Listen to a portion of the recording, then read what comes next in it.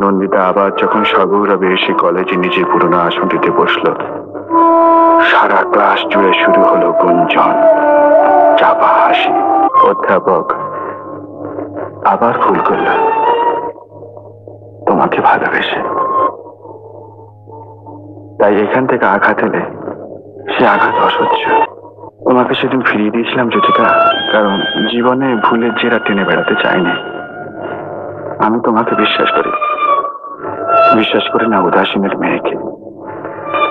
উদাসীনের মেয়ে উদাসীনের গণ্ডি কেটে বেরিয়ে আসতে পারবে, এই বিশ্বাস যদি আমার না থেকে থাকে, তার জন্য আমাকে ক্ষমা করো।